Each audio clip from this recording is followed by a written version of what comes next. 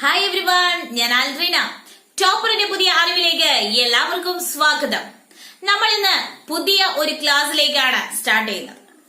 SSCRT based syllabus ആയിട്ടുള്ള 5ാം ക്ലാസ്സിലെ basic science ആണ് നമ്മൾ ഇന്ന് മുതൽ പഠനം ആരംഭിക്കുന്നത്. അപ്പോൾ എല്ലാവർക്കും അറിയാം, PSC എക്സാമിന് SSCRT ബേസ്ഡ് ക്വസ്റ്റ്യൻസ് ആണ് വരുന്നത് അല്ലെ. അപ്പോൾ അതുകൊണ്ട് നമ്മൾ എന്ത് ചെയ്യണം, അത് നല്ല രീതിയിൽ നമ്മൾ പഠിക്കണം. അപ്പൊ അതുകൊണ്ട് തന്നെ ഇന്നത്തെ ക്ലാസ് മുതൽ, അതായത് ഇന്ന് മുതൽ നമ്മൾ 5ാം ക്ലാസ്സിലെ ബേസിക് സയൻസിന്റെ SSCRT ബേസ്ഡ് സിലബസ് നമ്മൾ ഫോളോ ചെയ്യുന്നു. അത് കഴിഞ്ഞ് ഓരോ ദിവസവും ഓരോ ചാപ്റ്റർ വൈസ് നമ്മൾ പഠിച്ചാണ് പോകുന്നത്. അപ്പൊ മാക്സിമം എല്ലാവരും തന്നെ ക്ലാസ് മിസ് ചെയ്യാതെ ഓരോ ദിവസവും നമ്മൾ അപ്ലോഡ് ചെയ്യുന്ന വീഡിയോസ് അത് കാണുവാനും അത് മറ്റുള്ളവരിലേക്ക് ഷെയർ ചെയ്യുവാനും മറക്കരുത്. ലൈക്ക് ചെയ്യുക. എന്റെ വീഡിയോ പുതിയതായി കാണുന്നവർ ഉണ്ടായെങ്കിൽ സബ്സ്ക്രൈബ് ചെയ്യുക. അതുപോലെ തന്നെ ഫ്രണ്ട്സിലേക്ക് ഷെയർ കൂടെ ചെയ്യുക. സബ്സ്ക്രൈബ് ചെയ്യാൻ മറക്കരുത് എന്ന് പ്രത്യേകം ഓർമ്മിപ്പിക്കുക.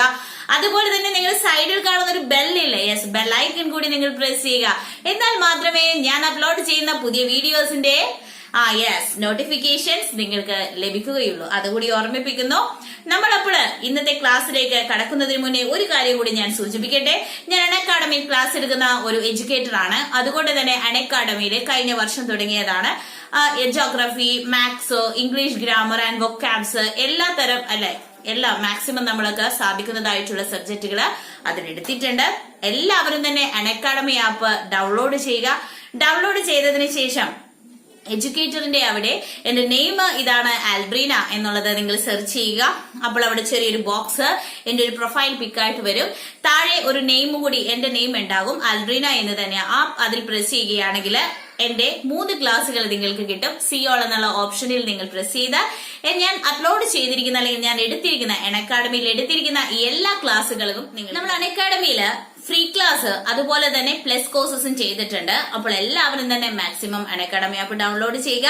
അതിലുള്ള ഫ്രീ ക്ലാസ്സുകളും അതിൽ ഞാൻ എടുത്തുകൊണ്ടേ ഇരിക്കുകയാണ്. അപ്പോൾ എന്ത് ചെയ്താൽ മാത്രം മതി, ജസ്റ്റ് എന്നെ ഫോളോ ചെയ്യുക. ഫോളോ ചെയ്തിട്ടുണ്ടെങ്കിൽ എന്റെ ക്ലാസ്സുകൾ അതിലും നിങ്ങൾക്ക് ലഭ്യമാണ്. അതുകൂടി ഞാൻ ഓർമ്മിപ്പിക്കുന്നു. അപ്പോൾ എല്ലാവരും സബ്സ്ക്രൈബ് ചെയ്യുമല്ലോ, ലൈക്ക് ചെയ്യുമല്ലോ, ഷെയർ കൂടി ചെയ്യുക, ബെലൈക്കൺ പ്രസ് ചെയ്യാൻ മറക്കരുത്. നമുക്ക് ക്ലാസ്സിലേക്ക് കിടക്കാം. ഇനി നമ്മൾ ചർച്ച ചെയ്യുന്ന ഭാഗം എന്ന് പറയുന്നത് 5ാം ക്ലാസ്സിലെ 1ാമത്തെ ചാപ്റ്റർ ആണ്. നോക്കാം അതിലേക്ക്. നമ്മളിപ്പോൾ 5ാം ക്ലാസ്സിലുള്ള സയൻസിന്റെ 1ാമത്തെ ചാപ്റ്റർ ആണ് നമ്മൾ ഡിസ്കസ് ചെയ്യുന്നത്. സസ്യലോകത്തെ അടുത്തറിയാം എന്നുള്ള സംഭവമാണ് നമ്മൾ ഡിസ്കസ് ചെയ്യുന്നത്.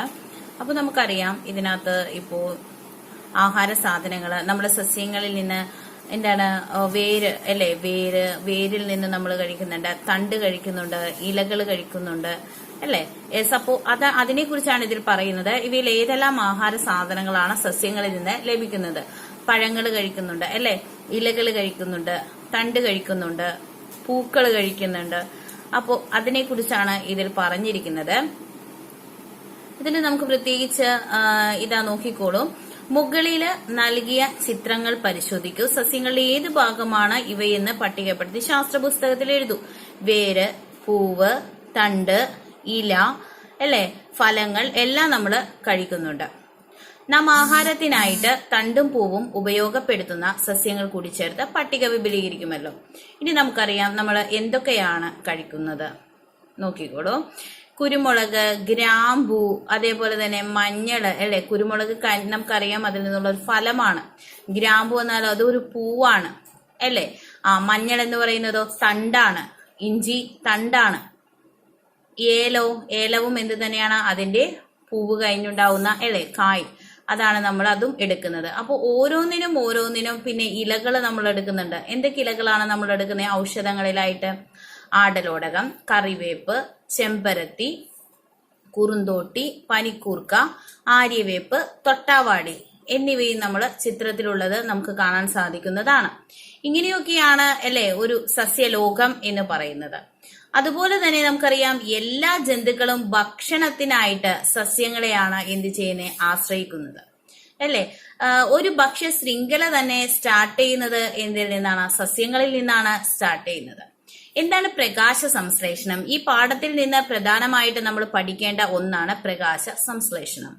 നോക്കൂ, അല്ലെങ്കിൽ ഫോട്ടോ സിന്തസിസ്. നമുക്കറിയാം, ഒരു സസ്യത്തിന് ഇവിടെ ഒരു അതെ ഒരു എന്ത് കാണിച്ചിട്ടുണ്ട്, ഒരു പിക്ചർ കാണിച്ചിട്ടുണ്ട്. ഒരു സസ്യത്തിന് നമുക്കറിയാം സൂര്യപ്രകാശം വേണം, ജലം വേണം, ജലത്തിൽ നിന്ന് വേര് അല്ലെ സസ്യത്തിന്റെ വേര് വലിച്ചെടുക്കുന്നു, കാർബൺ ഡൈ ഓക്സൈഡ് സ്വീകരിക്കുന്നു, സൂര്യപ്രകാശമുണ്ട്. അത് കഴിഞ്ഞ് നമ്മൾ എന്ത് ചെയ്യുന്നു, ഓക്സിജൻ പുറത്തേക്ക് വിടുന്നു. ആ ഓക്സിജൻ ആണ് നമ്മൾ എടുക്കുന്നത്. ഇനി ഒന്ന് നോക്കൂ, സസ്യങ്ങൾ വേരിലൂടെ വെള്ളം വലിച്ചെടുക്കുന്നുണ്ടല്ലോ, അതറിയാമല്ലോ. ഈ വെള്ളത്തിൽ പലതരം ലവണങ്ങൾ അടങ്ങിയിട്ടുണ്ട്. ഇലകളിലെ ചെറിയ സുഷിരങ്ങളിലൂടെ അന്തരീക്ഷത്തിൽ നിന്ന് കാർബൺ ഡൈ ഓക്സൈഡ് എന്ന വാതകവും കണ്ടോ. ഇതെല്ലാം ചെയ്യുന്നത് എന്തെന്നാണ്, ആഹാരം നിർമ്മിക്കുന്നതിന് വേണ്ടിയാണ്. ആഹാരം നിർമ്മിക്കുന്നത് എവിടെയാണ്, ഇലകളിലാണ് ആഹാരം നിർമ്മിക്കുന്നത് ഇലകളിലാണ്. ഈ പ്രവർത്തനത്തെയാണ്, ഇലകളിൽ വെച്ച് ആഹാരം നിർമ്മിക്കുന്ന ഈ പ്രവർത്തനത്തിനെയാണ് നമ്മൾ എന്തെന്ന് പറയുന്നത്, പ്രകാശ സംശ്ലേഷണം അല്ലെങ്കിൽ ഫോട്ടോസിന്തസിസ് എന്ന് പറയുന്നത്. ഇത് നടക്കണമെങ്കിൽ ഇലകളില് എന്ത് വർണ്ണവസ്തുവാണ് വേണ്ടത്, നമുക്കറിയാം ക്ലോറോഫിൽ അല്ലെങ്കിൽ ഹരിതകം എന്ന വർണ്ണവസ്തുവിന്റെ സഹായവും സൂര്യപ്രകാശവും വേണം. പ്രകാശ സംശ്ലേഷണത്തിന്റെ ഉൽപ്പന്നമാണ് ഗ്ലൂക്കോസ്. ഇതോടൊപ്പം ഓക്സിജനും ഉണ്ടാകുന്നുണ്ട്. അതായത് ഗ്ലൂക്കോസും അതുപോലെ തന്നെ ഓക്സിജനുമാണ് പ്രകാശ സംശ്ലേഷണം ചെയ്ത് കഴിയുമ്പോൾ ഉണ്ടാവുന്ന ഉൽപ്പന്നം എന്ന് പറയുന്നത്. ഈ ഓക്സിജൻ സസ്യങ്ങൾ പകൽ സമയത്താണ് പുറത്തുവിടുന്നത്. പ്രകാശ സംശ്ലേഷണ സമയത്തുണ്ടായ ഗ്ലൂക്കോസ് പിന്നീട് അന്നജമാക്കി മാറ്റപ്പെടുന്നു. സ്വന്തമായി ആഹാരം നിർമ്മിക്കുന്നത് കൊണ്ട് സസ്യങ്ങൾ എന്തെന്നാണ് പറയുന്നത്, സ്വപോഷികൾ എന്നാണ് അറിയപ്പെടുന്നത്. സ്വന്തമായിട്ട് ആഹാരം നിർമ്മിക്കുന്നത് കൊണ്ട് സസ്യങ്ങളെ നമ്മൾ പറയുന്ന പേരാണ് സ്വപോഷികൾ. അപ്പോ നമ്മൾ എന്തൊക്കെയാണ് പറഞ്ഞതെന്ന് മനസ്സിലായല്ലോ. സൂര്യപ്രകാശം, ജലം, ലവണങ്ങൾ, അതുപോലെ തന്നെ കാർബൺ ഡൈ ഓക്സൈഡ് ഇവയെല്ലാം സ്വീകരിച്ചതിന് ശേഷമാണ് സസ്യം ഇലകളില് ഹരിതകം വേണം, ഇതെല്ലാം വേണം. അപ്പോ ഇതിന് ശേഷമാണ് ഇലകളിൽ വെച്ച് ആഹാരം നിർമ്മിക്കുന്നത്. ഈ ആഹാരം നിർമ്മിക്കുന്ന ആ ഒരു മെത്തേഡിനെയാണ് നമ്മൾ എന്തെന്ന് പറയുന്നത്, ഫോട്ടോസിന്തസിസ് അല്ലെങ്കിൽ എന്തെന്ന് പറയുന്നത്, പ്രകാശ സംശ്ലേഷണം എന്ന് പറയുന്നത്. ഓക്കെ, പിന്നെ ഇതിൽ നിന്നും പ്രകാശ സംശ്ലേഷണത്തിന്റെ ഉൽപ്പന്നമാണ് എന്ത്, ഗ്ലൂക്കോസും ഓക്സിജനും. ഓക്സിജൻ പകൽ സമയത്താണ് എന്ത് ചെയ്യുന്നത്, സസ്യങ്ങള് പുറത്തുവിടുന്നത്. ഈ ഓക്സിജൻ ആണ് നമ്മൾ എടുക്കുന്നത്, കാർബൺ ഡൈ ഓക്സൈഡ് വലിക്കുന്നു. ഓക്കെ, ഇവര് സ്വന്തമായി ഭക്ഷണം നിർമ്മിക്കുന്നതുകൊണ്ട് നമ്മൾ എന്താ പറയുന്നത്, സ്വപോഷികൾ എന്നാണ് അറിയപ്പെടുന്നത് സസ്യങ്ങളെ. ഇവിടെ ഒരു ഇത് കണ്ടോ, കാർബൺ ഡൈ ഓക്സൈഡ് പ്ലസ് ജലം, സൂര്യപ്രകാശവും ഹരിതകവും വേണം. എന്താണ് ഉൽപ്പന്നം നമുക്ക് ലഭിക്കുന്നത്, ഓക്സിജനും അതുപോലെ തന്നെ ഗ്ലൂക്കോസുമാണ് നമ്മൾക്ക് ഇതിൽ നിന്നും ലഭിക്കുന്നത്. എന്താണ്, ഓക്സിജനും ഗ്ലൂക്കോസും.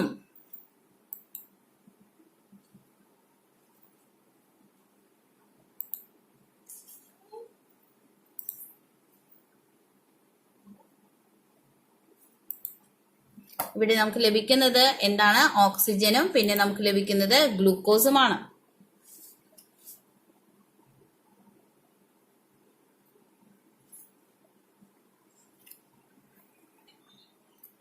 അപ്പോൾ നമ്മൾ പറഞ്ഞു ഓക്സിജനുമാണ് ഗ്ലൂക്കോസുമാണ് ഇതിൽ നിന്ന് ലഭിക്കുന്ന പ്രൊഡക്റ്റ് എന്ന് നമ്മൾ പറഞ്ഞു. ഓക്കെ, ഇവിടെ ഒരു ഒരു സ്ലൈഡില് ഒരു ചെറിയ നമ്മളൊരു പ്രവർത്തനം ഇവിടെ പറഞ്ഞിട്ടുണ്ട്. അടിവശത്തെ പാളി ഇളക്കി ചേമ്പിലയുടെയോ വെറ്റിലയുടെയോ അടിവശത്തെ പാളി അല്പം ഇളക്കി എടുത്തിട്ട് അതെ മൈക്രോസ്കോപ്പിന്റെ സ്ലൈഡിൽ വെച്ച് നിരീക്ഷിക്കാൻ പറഞ്ഞിട്ടുണ്ട്. ഇലകളിലെ സുഷിരങ്ങൾ കാണുന്നതിന് വേണ്ടിയിട്ടാണ്. അപ്പോൾ എന്താണ് ആ സുഷിരങ്ങളെ കുറിച്ച് നമുക്കൊന്ന് നോക്കാം. ആസ്യാരന്ധ്രമാണ്, നമുക്കറിയാം സ്റ്റൊമാറ്റ. സസ്യങ്ങൾ ആഹാരം നിർമ്മിക്കുമ്പോൾ കാർബൺ ഡൈ ഓക്സൈഡ് സ്വീകരിക്കുകയും ഓക്സിജൻ പുറത്തുവിടുകയും ചെയ്യുന്നുണ്ട്. ഈ വാതക വിനിമയം നടക്കുന്നത് ഇലകളിലുള്ള ചെറിയ ചില സുഷിരങ്ങളിലൂടെയാണ്. ഈ സുഷിരങ്ങളാണ് ആസ്യാരന്ധ്രങ്ങൾ. സസ്യങ്ങളിൽ നിന്ന് ജലബാഷ്പം അന്തരീക്ഷത്തിലേക്ക് പോകുന്നതും ഈ സുഷിരങ്ങളിലൂടെയാണ്. അപ്പോൾ നമുക്കറിയാം സസ്യങ്ങൾ ആഹാരം നിർമ്മിക്കുന്നത് ഇലകളിൽ വെച്ചാണ്. അപ്പോൾ കാർബൺ ഡൈ ഓക്സൈഡ് സ്വീകരിക്കുമെന്നറിയാം. അത് സ്വീകരിക്കുന്നത് ഇലകളിലുള്ള സൂക്ഷ്മ സുഷിരങ്ങളായ ആസ്യാരന്ധ്രം വഴിയാണ്. അതുപോലെ തന്നെ ഓക്സിജൻ പുറത്തുവിടുകയും ചെയ്യുന്നുണ്ട്. ഓക്സിജൻ പുറത്തുവിടുന്നതും എന്തുവഴി തന്നെയാണ്, ഈ പറഞ്ഞിരിക്കുന്ന ആസ്യാരന്ധ്രങ്ങളിലൂടെയാണ്. ഇതെന്താണ്, സ്റ്റൊമാറ്റ എന്നാണ് നമുക്കറിയാം. സ്റ്റൊമാറ്റ എന്നാണ് ആസ്യാരന്ധ്രത്തിനെ പറയുന്നത്. ഈ വാതക വിനിമയം നടക്കുന്നത് ഇലകളിലുള്ള ചെറിയ സുഷിരങ്ങളിലൂടെയാണ്. സസ്യങ്ങളിൽ നിന്ന് ചില സമയങ്ങളിൽ നമുക്ക് കാണാം സസ്യങ്ങളുടെ ഇലകളിൽ ജലബാഷ്പം തുള്ളി തുള്ളിയായിട്ട് നിൽക്കുന്നത്. അത് ഏതു വഴി പുറപ്പെടുവിക്കുന്നതാണ്? ഈ ആസ്യരന്ധ്രത്തിലൂടെയാണ് സസ്യങ്ങളിൽ നിന്ന് ജലബാഷ്പം അന്തരീക്ഷത്തിലേക്ക് പോകുന്നതും ഈ സുഷിരങ്ങളിലൂടെയാണ്. അപ്പൊ എന്താണ് സ്റ്റൊമാറ്റ എന്ന് നമുക്ക് മനസ്സിലായി അല്ലെ? ഇനി നമുക്ക് അടുത്ത ഭാഗത്തിലേക്ക് പോകാം. സൂര്യപ്രകാശം നന്നായി ലഭിക്കുന്ന തരത്തിലാണോ സസ്യങ്ങൾ ഇല ക്രമീകരിച്ചിരിക്കുന്നത്? അതിന് നമുക്ക് എന്ത് ചെയ്താൽ മാത്രം മതി? സൂര്യപ്രകാശത്തിന്റെ ഇലകൾക്ക് അല്ലെ, കാരണം ഒരു സസ്യത്തിന്റെ നമ്മള് സൂര്യപ്രകാശം ചില സമയങ്ങളിൽ സൂര്യപ്രകാശം കിട്ടുന്ന രീതിയിലാണ് എന്ത് ചെയ്യുന്നത്? അതെ, സസ്യത്തിന്റെ ഇലകളെല്ലാം ക്രമീകരിക്കുന്നതായിട്ട് നമുക്ക് കാണാം. ചില സസ്യങ്ങളും ഇലകളും ചെടികളും ഒക്കെ എന്ത് ചെയ്യുന്നതായിട്ട് വളഞ്ഞു തിരിഞ്ഞ് വരുന്നതായിട്ട് നിങ്ങൾ ശ്രദ്ധയിൽപ്പെട്ടിട്ടുണ്ടോ? ഇനി നമ്മൾ പഠിക്കുന്നത് ഹരിതകത്തെ കുറിച്ചാണ്. നമ്മൾ പറഞ്ഞിരുന്നു ഇലകളിലാണ് സസ്യം ആഹാരം നിർമ്മിക്കുന്നത്. സൂര്യപ്രകാശത്തെ പോലെ തന്നെ എന്തും കൂടി വേണം ആഹാര നിർമ്മാണത്തിന്? ഹരിതകവും ആവശ്യമാണ്. എന്താവശ്യമാണ്? ഹരിതകവും ആവശ്യമാണ്. ഹരിതകം കൂടുതലുള്ളത് ഇലകളിലാണ്. ഹരിതകം അതുകൊണ്ടാണ് ഇലകളെല്ലാം എന്ത് നിറമായി നമുക്ക് തോന്നുന്നത്? പച്ച നിറമായിട്ട് തോന്നുന്നത്. എന്നാൽ ഇവിടെ ഒരു കുട്ടി പറയുന്നു ചുവന്ന ചീരയിൽ ഹരിതകമുണ്ടോ? കാരണം ചുവന്ന ചീരയിലെ പച്ച കളറല്ല, ചുവന്ന കളറാണ്. അപ്പൊ അതെന്തുകൊണ്ടാണ്? എന്നാ പിന്നെ നമുക്കൊന്ന് നോക്കിയാലോ? അതെ, നമുക്കൊന്ന് നോക്കാം ചുവന്ന ചീരയില് എന്താണ് അടങ്ങിയിരിക്കുന്നത്. ഇവിടെ ഒരു പരീക്ഷണം നടത്തുന്നുണ്ട്. നമുക്ക് അതിന്റെ ആവശ്യമൊന്നുമില്ല. നമുക്കറിയേണ്ട കാര്യങ്ങൾ എത്രയും മാത്രമേ ഉള്ളൂ. നമുക്കറിയാം ഹരിതകം അല്ലാത്ത വർണ്ണകങ്ങളും സസ്യങ്ങളിലുണ്ട്. ഇതുകൊണ്ടാണ് സാന്തോഫില് എന്ന ഇനി നമുക്കറിയേണ്ട മറ്റൊരു കാര്യം എന്ന് പറയുന്നത് ഓരോ ഇലകളിലും അല്ലെ അടങ്ങിയിരിക്കുന്ന കളറും അതിന്റെ വർണ്ണകങ്ങളും. അപ്പൊ ഒന്ന് നോക്കിക്കേ, ഇവിടെ ഇലകൾ മഞ്ഞ നിറത്തിൽ കാണുന്നതിന് സഹായിക്കുന്ന വർണ്ണകമാണ് സാന്തോഫിൽ. സാന്തോഫിൽ ഉള്ളത് കൊണ്ടാണ് ഇലകൾ മഞ്ഞ നിറത്തിൽ കാണുന്നത്.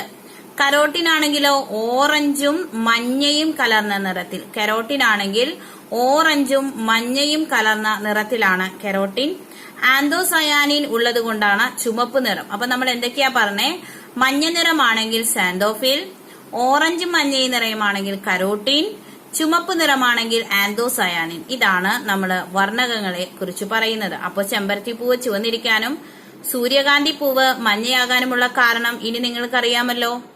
ഇലകൾക്കും തണ്ടുകൾക്കും പൂക്കൾക്കും പഴങ്ങൾക്കും നിറം നൽകുന്നത് ആരാണ്? അതെ, ആരാണ്? വർണ്ണകങ്ങളാണ്. സാന്തോഫില്, ആന്തോസയാനിൻ, കരോട്ടിൻ പോലെയുള്ള വർണ്ണകങ്ങളാണിവ. ഇനി ഒരു കുട്ടി ടീച്ചറോട് ചോദിക്കുവാണ്, ടീച്ചർ വീട്ടിലെ ബെഡ്റൂമിൽ ഞാൻ കുറച്ച് ചെടികൾ വളർത്തിയിട്ടുണ്ട്. ചെടി പുറത്തുവിടുന്ന ഓക്സിജൻ വീടിനകത്ത് നന്നായി കിട്ടുമല്ലോ. ആണോ? ശരിയാണോ അത്? അല്ല, ഒരിക്കലുമല്ല. കാരണം എന്താണ്? പ്രകാശ സംശ്ലേഷണവും ശ്വസനവും. ഇതാ ഈ പിക്ചറിൽ കാണുന്നതൊന്ന് ശ്രദ്ധിച്ചാൽ മാത്രം മതി. പ്രകാശ സംശ്ലേഷണവും ശ്വസനവും. ഇവിടെ നോക്കൂ, കാർബൺ ഡൈ ഓക്സൈഡ്, അന്തരീക്ഷത്തിൽ നിന്നുള്ള കാർബൺ ഡൈ ഓക്സൈഡ് എന്ത് ചെയ്യുന്നു? സസ്യങ്ങൾ വലിച്ചെടുക്കുന്നു. അതിനുശേഷം ഓക്സിജൻ പുറത്തേക്ക് വിടുന്നു. ഈ ഓക്സിജൻ ജന്തുക്കൾ വലിക്കുന്നു. അതിനുശേഷം കാർബൺ ഡൈ ഓക്സൈഡ് പുറത്തേക്ക് വിടുന്നു. ഇത് ഏത് സമയം മാത്രമാണ്? ഇതൊരു പകൽ സമയത്ത് നടക്കുന്ന ഒരു പ്രോസസ്സാണിത്. പകൽ സമയം മാത്രം. കാർബൺ ഡൈ ഓക്സൈഡ് മരങ്ങൾ സ്വീകരിക്കുന്നു, ഓക്സിജൻ പുറത്തുവിടുന്നു. ആ ഓക്സിജൻ ജന്തുക്കൾ സ്വീകരിക്കുന്നു, ജന്തുക്കൾ കാർബൺ ഡൈ ഓക്സൈഡ് പുറത്തുവിടുന്നു, കാർബൺ ഡൈ ഓക്സൈഡ് മരങ്ങൾ എടുക്കുന്നു. എന്നാൽ ഇത് പകൽ സമയം മാത്രമാണ് ഈ പ്രവർത്തനം നടക്കുന്നത്, അല്ലെ? അതെ, പകൽ സമയം മാത്രമാണ്. രാത്രി സമയങ്ങളിൽ സസ്യങ്ങളും ജന്തുക്കളെ പോലെയാണ് ചെയ്യുന്നത്. കാരണം എന്താണ്? രാത്രി സമയങ്ങളില് സൂര്യപ്രകാശമില്ല, അല്ലെ? സൂര്യപ്രകാശത്തിന്റെ സാന്നിധ്യം ഉണ്ടെങ്കിൽ മാത്രമേ പ്രകാശ സംശ്ലേഷണം നടക്കുള്ളൂ. അപ്പൊ എന്താ സംഭവിക്കുന്നത്? ഹരിതക സസ്യങ്ങൾ പകൽ സമയത്ത് പ്രകാശ സംശ്ലേഷണം നടത്തുമ്പോൾ കാർബൺ ഡൈ ഓക്സൈഡ് സ്വീകരിക്കുകയും ഓക്സിജൻ പുറത്തുവിടുകയും ചെയ്യുന്നു. സാധാരണ രാവിലെ നടക്കുന്ന കാര്യമാണ് പറയുന്നത്. എന്നാൽ രാത്രിയില് പ്രകാശ സംശ്ലേഷണം നടക്കാത്തതിനാൽ ഓക്സിജൻ പുറത്തുവിടുന്നില്ല. രാത്രിയിൽ പ്രകാശ സംശ്ലേഷണം നടക്കില്ല. അതുകൊണ്ട് തന്നെ ഓക്സിജൻ പുറത്തുവിടുന്നില്ല. പകരം സസ്യങ്ങൾ ഉൾപ്പെടെ എല്ലാ ജീവികളും പകലും രാത്രിയും ശ്വസിക്കുന്നുണ്ട്. അപ്പോൾ എന്താണ് ചെയ്യുന്നത്? രാത്രി സമയങ്ങളിൽ ഓക്സിജൻ സ്വീകരിക്കുകയും കാർബൺ ഡൈ ഓക്സൈഡ് പുറത്തുവിടുകയുമാണ് ചെയ്യുന്നത്. എന്ത്? സസ്യങ്ങളും രാത്രി സമയങ്ങളിൽ എന്തു തന്നെയാണ് ചെയ്യുന്നത്? ഓക്സിജൻ സ്വീകരിച്ച് കാർബൺ ഡൈ ഓക്സൈഡ് പുറത്തുവിടുകയാണ് ചെയ്യുന്നത്. നമ്മളപ്പോൾ ഇത്രയും കാര്യങ്ങളാണ് പറഞ്ഞത്. കുറച്ച് കാര്യങ്ങളെ നമ്മൾ ഇന്ന് ചർച്ച ചെയ്തുള്ളൂ. എന്താണ് പ്രകാശ സംശ്ലേഷണം എന്ന് പറഞ്ഞു, പിന്നെ കുറച്ച് വർണ്ണകങ്ങൾ എന്തൊക്കെയാണെന്ന് പറഞ്ഞു, ആസ്യാരന്ധ്രം എന്താണെന്ന് പറഞ്ഞു, പിന്നെ എന്താണ് പറഞ്ഞത്, എന്തുകൊണ്ടാണ് രാത്രികാലങ്ങളിൽ സസ്യങ്ങള് ഓക്സിജൻ ആണ് ശ്വസിക്കുന്നത് എന്നും നമ്മൾ പറഞ്ഞിരുന്നു, സ്വീകരിക്കുന്നത്. ഇത്രയും കാര്യങ്ങളാണ് പറഞ്ഞത്. അപ്പോൾ ഇതിന്റെ ബാക്കി ഭാഗം നമുക്ക് അടുത്ത ദിവസം തന്നെ ഇതിന്റെ ബാക്കി ഭാഗം, അതായത് താമസിക്കാൻ ഒരിടം എന്ന് പറയുന്ന ബാക്കി ഭാഗം അടുത്ത ക്ലാസ്സിൽ കാണാവുന്നതാണ്. എല്ലാവരും തന്നെ മാക്സിമം ക്ലാസ്സിൽ അറ്റൻഡ് ചെയ്യാൻ ശ്രദ്ധിക്കുക. അതുപോലെ തന്നെ ലൈക്ക് ചെയ്യുക. ഓക്കെ, അപ്പോൾ ഇന്നത്തെ ക്ലാസ് നമ്മൾ വൈൻഡ് അപ്പ് ചെയ്യുവാണ്. അപ്പോൾ എല്ലാവർക്കും തന്നെ ഇന്നത്തെ ക്ലാസ് മനസ്സിലായെന്ന് വിശ്വസിക്കുന്നു. ഇനി എന്തെങ്കിലും നിങ്ങൾക്ക് ഡൗട്ട്സ് ഉണ്ടെങ്കിൽ നമുക്ക് കമന്റ് ചെയ്യാനുള്ള ഒരു ഓപ്ഷൻ ഉണ്ട്. അപ്പോൾ അതിലേക്ക് നിങ്ങൾ കമന്റ് ചെയ്യുക. നിങ്ങളുടെ നിർദ്ദേശങ്ങളും എല്ലാം തന്നെ, നിങ്ങളുടെ വിലയിരുത്തലുകളും എല്ലാം തന്നെ നിങ്ങൾ കമന്റ് ചെയ്യാൻ മറക്കരുത്. നിങ്ങളുടെ ഓരോ കമന്റും ഞങ്ങൾക്ക് അത്രയ്ക്കും പ്രധാനപ്പെട്ടതാണ് എന്നുകൂടി ഞങ്ങൾ ഓർമ്മിപ്പിക്കുന്നു. അപ്പോൾ അതുകൊണ്ട് തന്നെ എല്ലാവരും തന്നെ മാക്സിമം മറ്റുള്ളവരിലേക്ക് ഷെയർ ചെയ്യാനും മറക്കരുത്. അപ്പോൾ എന്തായാലും നമുക്ക് നെക്സ്റ്റ് ക്ലാസ്സിൽ വരുന്നത് വരേക്കും ഇപ്പോൾ വിട പറയട്ടെ. ബൈ. Learn more.